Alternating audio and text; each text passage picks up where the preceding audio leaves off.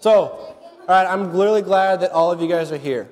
If you have your Bible, you're going to be going ahead and opening up to Esther 4 while we get started. I want to quickly review last week as well. Who went to small group this past week, Tuesday and Wednesday? All right, handful of you guys. I'd love to see more of you guys get connected with small groups. They are a great time. You will not have your life changed as much in here as you will during small group time. So get connected with a small group if you're not. Some of you guys had questions because the way we presented Esther, you guys were like, made Esther seem out like a horrible person. I still contend that Esther had sin in her life. But the main point of Tuesday's, Wednesday's lesson wasn't, oh, look at Esther, she's a terrible person, she's a sinner. The main point of small group this week was God redeems, that God doesn't look at your past, that God doesn't look at your sin. The main point wasn't, oh, let's talk about how terrible of a person Esther was. The main point was, let's talk about how great our God is. So, if you went through Tuesday and Wednesday and all you got out of it was, oh, Ben said Esther is a terrible person, you missed the point. The point was, no matter what you've done in your past, no matter what you are going to do in your future, God still has value for you. God still wants a relationship with you, and God can still use you. And God will still use you if you let him. So, I'm going to go ahead and pray, and we're going to read this passage in Esther chapter 4. Dear Lord, I just thank you for this time to bring us together on Sunday mornings. How we take it for granted so easy, God, that here in America we get to gather, and that I just want to praise you and pray that this morning you would bring a message, a word for each one of us, that something that is said in the next few minutes would reach down into us and change something about us or lead to a new attitude. Pray for me that you help my words flow and just speak through me, God. These not be my own words, but that they be the words that you have prepared. Pray these things in your beautiful name. Amen. All right, so Esther chapter 4. We're going to start in verse 1. If you don't have a Bible, you can look on screen. If you have a Bible in your hand, use the physical Bible. It's just so much better. But I'm going to be reading from the ESV, so let's go. When Mordecai learned all that had been done, Mordecai tore his clothes and put on sackcloth and ashes, and went out into the midst of the city, and he cried out with a loud and bitter cry. He went up to the entrance of the king's gate, for no one was allowed to enter the king's gate clothed in sackcloth. And in every province, wherever the king's command and his decree reached, there was great mourning among the Jews, with fasting and weeping and lamenting. And many of them lay in sackcloth and ashes. When Esther's young women and her eunuchs came and told her, the queen was deeply distressed. She sent garments to clothe Mordecai so that he might take off his sackcloth, but he would not accept them. Then Esther called for Hathach, one of the king's eunuchs, who had been appointed to attend her, and ordered him to go to Mordecai to learn what this was and why it was. Hathach went out to Mordecai in the open square of the city in front of the king's gate. And Mordecai told him all that had happened to him, and the exact sum of money that Haman had promised to pay into the king's treasuries for the destruction of the Jews. Mordecai also gave him a copy of the written decree issued in Susa for their destruction, that he might show it to Esther and explain it to her and command her to go to the king to beg his favor and plead with him on behalf of her people. And Hathach went and told Esther what Mordecai had said. Then Esther spoke to Hathach and commanded him to go to Mordecai and say, all the king's servants and the people of the king's provinces know that if any man or woman goes to the king inside the inner court without being called, there is only one law, to be put to death, except for the one to whom the king holds out the golden scepter, so that he may live. As for me, I have not been called to come into the king for at least 30 days. And they told Mordecai what Esther had said. So Mordecai told them to reply to Esther, do not think to yourself that in the king's palace you will escape any more than all the other Jews. For if you keep silent at this time, relief and deliverance will rise for the Jews from another place, but you and your father's house will perish. And who knows whether you have not come to the kingdom for such a time as this? Then Esther told them to reply to Mordecai, go, gather all the Jews to be found in Susa, and hold a fast on my behalf. Do not eat or drink for 3 days, night or day. I and my young women will also fast as you do. Then I will go to the king, though it is against the law, and if I perish, I perish. So Mordecai went and did these things. That line there, if I perish, I perish. That is a huge line, so many implications, and it's got so much weight to it. It's something that I guarantee most of us in this room are not at a place where we're ready to make. If I perish, I perish It's more than just a statement of saying, well, here's the look, hoping for the best. It's more than a statement of, well, wish me luck, guys. It's an attitude, one that you see throughout the Bible, completely biblical attitude. The other thing about this passage, that the Hebrew word for you were, Mordecai says, who knows if you didn't come to a place for such a time as this? The Hebrew there is actually saying, who knows if you weren't brought to this place for this time? It's more passive. It's not saying, oh, you came to this place. It's, no, you were brought to a place. And who knows if it wasn't for this time? And so Esther sort of gets this. Again, going back to what we talked about Tuesday, Wednesday night in small group. Esther had sort of been living this certain way, chapters 1 and 2. And you sort of see that version of Esther sort of die down here, that she gets it.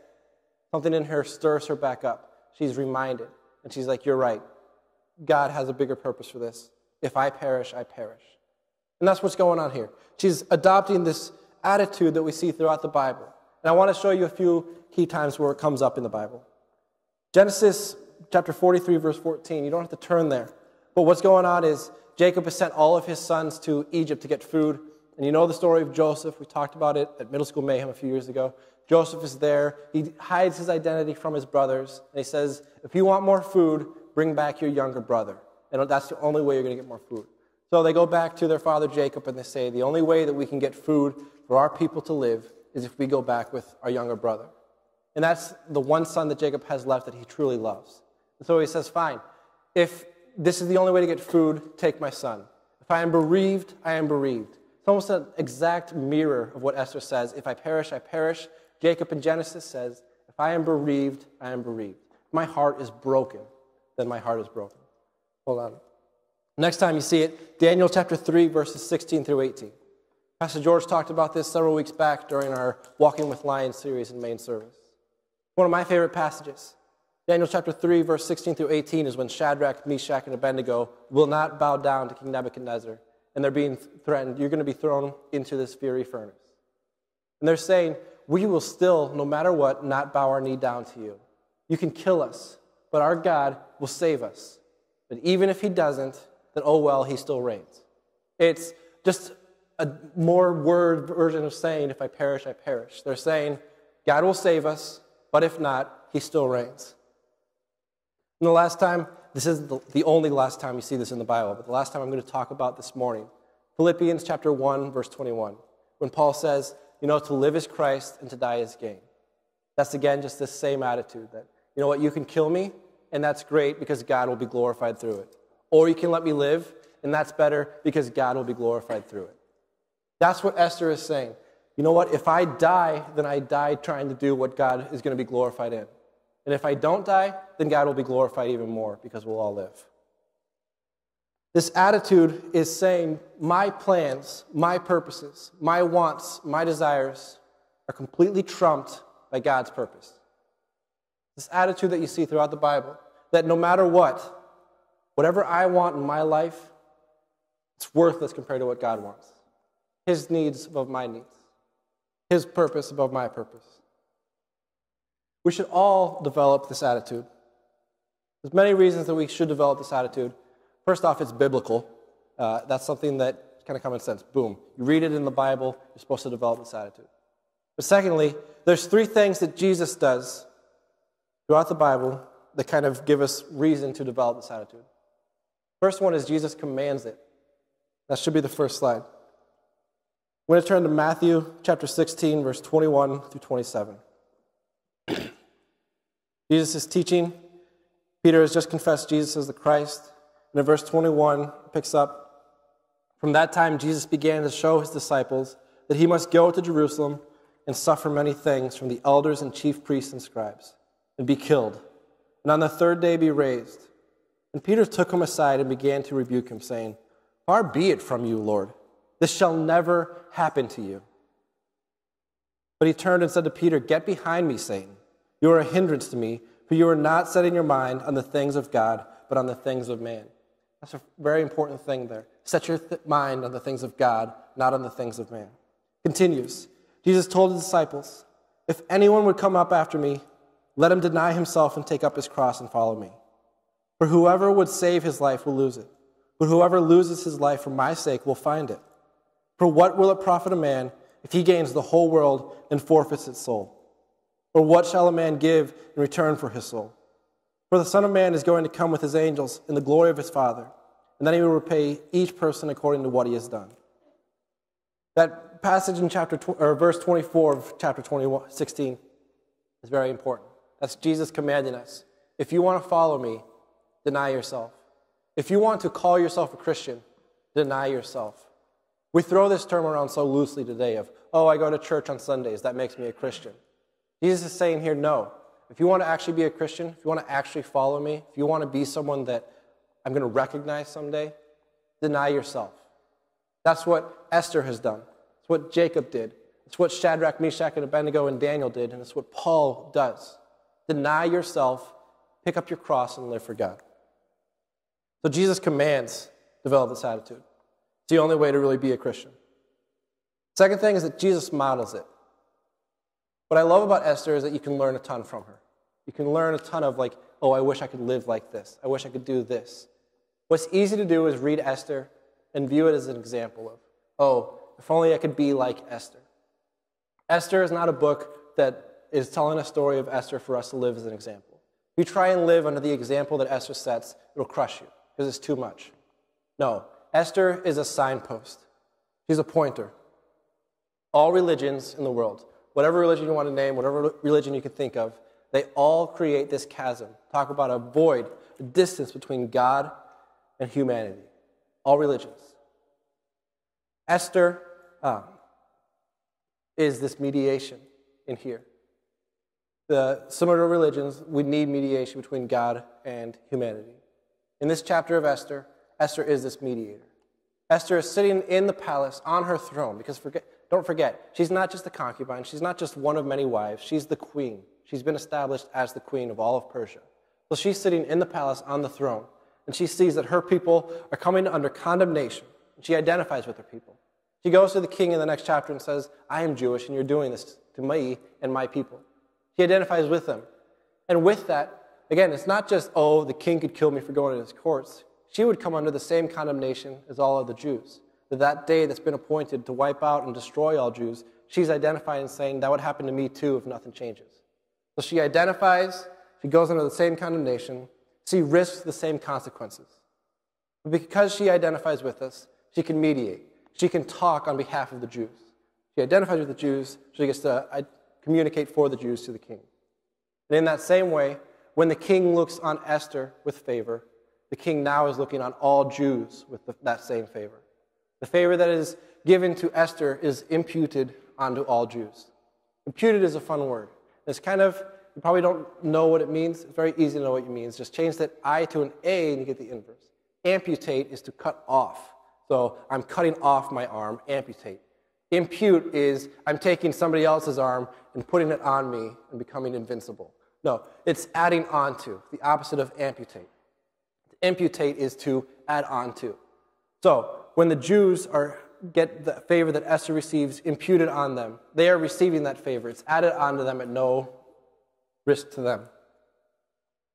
And I'm using some of these theological terms, mediator, imputate, all that, because this story is not just a story about Esther. It is a replica of what is going to happen and what has happened with Jesus Christ. Jesus Christ is up in the palace of heaven, sitting on his throne, and he comes down. He identifies with us as humanity. He comes under the same condemnation as us as humans. And because of that, when he receives favor in God's sight, all of us receive favor in God's sight. Because Jesus Christ took on the same condemnation, when he got favor, we get the favor. Nothing we've done has earned it. It's all because Jesus Christ has mediated on our behalf. But here's the big thing. Esther took this risk. She identified because she had been persuaded to. Mordecai had to come and say, like, look, you are not going to escape this either way. You might as well do it. Esther was persuaded into doing this. Jesus didn't need to be poked, prodded, and cajoled into doing this. Esther did this at risk of her life. Jesus did it at cost of his life. There was no risk. It was guaranteed. This was going to cost him his life. So because of that, Jesus models this. Lay down your life for others. Lay down your life for what else is trying to be accomplished. Lay down your life for God's plan. What Jesus did. Third thing, Jesus prescribes it. Think of a prescription for an ailment. You have a sickness, you get prescribed something. Jesus prescribes that this is what we need to do.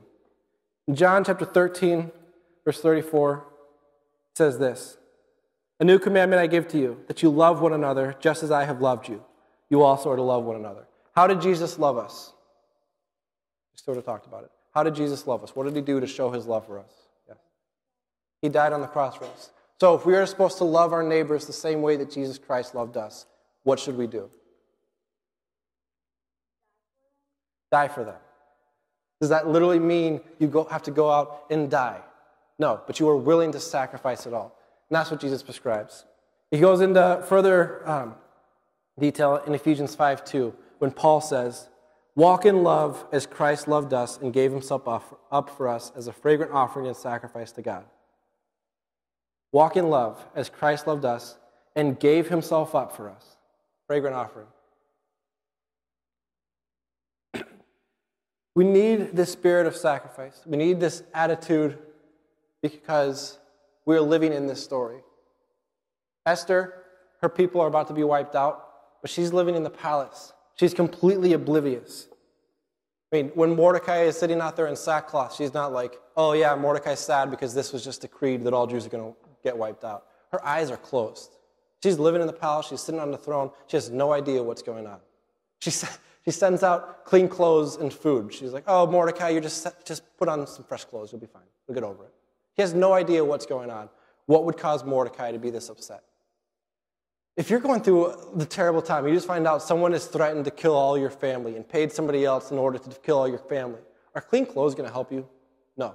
She just has her eyes completely closed. She's oblivious to what's going on. She doesn't see the problem. And so because of that, she doesn't understand the problem. She's afraid to speak up when Mordecai says, "We need you to speak up for us." She's afraid to. This is just like us. There is a huge problem in our world that a lot of us have our eyes closed to. We see suffering, and we send over clean clothes to Africa. We see hunger, and we send over clean clothes to Africa. But there's so much more going on in this world than just hunger and needing new clothes. That is a surface issue, and there is so much more underneath that we need to open our eyes up to see. And just like Esther, there is a king that is about to destroy all of us. And that king is a terrible king, and it's evil. It is evil. I'm not saying that the king is evil. Are you guys getting what I'm saying? It's evil in the world. It's threatening to kill and destroy all of us. Our eyes have been closed to its threats and its decrees, that if we do nothing, evil will just wipe out humanity. Now, real quick before I go into this, just because there's times where I feel like I have to explain. This is a threat, and I'm not trying to guilt you into stepping up because evil is going to destroy all of us. If you read the Bible at the end of Revelation, we know God wins.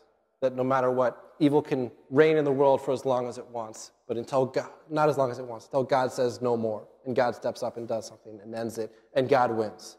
So, don't be guilted by this, but let it guilt you enough to change. Let's get back to it. So, evil is going to destroy all of the world unless we stand up. Evil will destroy your friends. Evil will destroy your families if you sit by idly and let it. My prayer for this message, and specifically right now, is that God would be poking something in you. That you would be thinking of something of, how have I not been denying myself? In what area do I live for myself? Because this attitude, this biblical attitude of putting God's purpose above your plans and your hopes and dreams, it's not a 15% or 25% or 99%. It's all in or nothing. There is no area of your life that you cannot deny yourself if you're going to live fully for Christ. And so my prayer is that while we're sitting here talking, while we're reading these passages, God would reveal to you what you are holding on to as your own. That God would reveal to you what you have not denied yourself. And unlike Shadrach, Meshach, and Abednego, and unlike Esther, and unlike Paul, you might not face a physical death. For some of you, it might be a social death. Some of you might be afraid of losing your friends. You might be afraid that by not giving into the world's ways or speaking up for God, you're going to lose a friend. Can I just say a little bit of how idiotic that sounds? I know we're in Massachusetts, and I know that it's one of the most anti-Bible states in the country and in the world. But if you have a friend that if you bring up the topic of Jesus Christ to them, And they're like, you were weird, I'm never talking to you again. And they literally never talk to you again. That's insane. No one is going to do that. You wouldn't be friends with them if they did do that, because that's so weird. They clearly have issues going on. No? Like, that's not going to happen. So sort of get over that fear. When I grew up, when I was in 7th grade, Washington State is just as anti-Bible as Massachusetts. Maybe there's more whatever, but we're just as post-biblical in Washington State where I grew up. And in 7th grade, I had all of my friends at school, and that was one group, and they were completely separate from this other group of friends that I had at church. Just two completely different circles. And all of my best friends at church, there was something happened in the church that their parents all left. It was 5 families that just sort of left the church one day over a fight. And so my best friends at church were now all gone. And they went to a different church because we didn't go to school together. Wasn't going to see them. I just lost 5 really good friends. So now all I had was this circle of best friends at school. And, I mean, I was only in 7th grade, but I was like, this is dumb. Why can't they come to church with me? So I invited one of my friends. His name was Taiga. Really weird name. But he was Japanese, and he was a great guy, cool guy, still Facebook friends. Don't talk that much, but we were best friends in 7th grade. And so I was like, Taiga, you want to go to church with me? He was like, sure. So Wednesday after school, we got out of middle school at 3:10. We'd walk down to 7-Eleven. We'd get Coke and candy and hang out there for like 10 minutes. Then we'd walk back up the street to where our church was. And we'd hang out in the youth room watching TV, doing homework, playing video games, whatever. Xbox had just come out, and it was a big deal because no one could afford an Xbox, but the youth room had one. So that started, it kept Taiga coming. I get to play Xbox at church, so of course I'm going. And so then the next week, we're like, let's invite Drew as well. And so by the end of the year, there was a group of 20 of us that every week was walking from middle school to 7-Eleven up to church to hang out. And my best friends at school became my best friends at church. And that was awesome. Imagine, like, just most of us in here, I don't think anyone in here really, has a best friend at school that's also their best friend at church. And part of that is not a lot of you guys go to the same schools together. Part of that is your friends from school don't come to church. Just some of you guys are lucky and you have that. Hannah and Kat, you guys are good friends and you both go to the same school. Close your eyes though and imagine, what if your entire circle of best friends at school was also your best friends at church? That they were saved, that they had the same view of God and the Bible that you did. How would that change your life? What would that do for your walk with God? And more than that, what would that do with their walk with God? If your best friends at church and school were one, and they were walking for God, it'd be huge for your friends. Here's the deal. Again, God might not call you to a physical, literal death. He might call you to risk a social death. Will you step up and bring up Christ to your friends? And we harp on this all the time. We talk about it all the time because it's something you're commanded to do. Share the good news of Jesus Christ with those around you. If you're not willing to take a risk and say, you might not like me if I talk about Jesus all the time, either one of two things is going on. You either don't love your friend enough to tell them that, hey, unless you accept Jesus Christ, you will go to hell. Or you don't trust God enough to say, God, you might be working in their life in a way that I don't see, and you might have them ready for me to bring this up. You either don't love your friend enough to save them out of the pit that is going to destroy them, or you don't trust God enough to save them out of that pit by you bringing it up. If you don't trust God enough to save your friends, how do you trust God enough to save you? So how do we develop the spirit of sacrifice? We've talked about Jesus commands it, Jesus models it, Jesus prescribes it. It's a biblical attitude. We talked about that if we don't develop this, we either don't love our friends enough or we don't trust God enough. So how do we get to where, like Esther, we're willing to say, if I perish, I perish? How do we in our lives become like Jacob, who says, if I am bereaved, I am bereaved. If my heart is broken because everyone I love is gone, so be it, as long as God's purpose is accomplished. The first thing you have to do comes from verse 14 of this chapter. You have to fully understand what has been done for you. And again, that goes back to, do you trust God enough? Do you understand what Jesus Christ accomplished on the cross for you?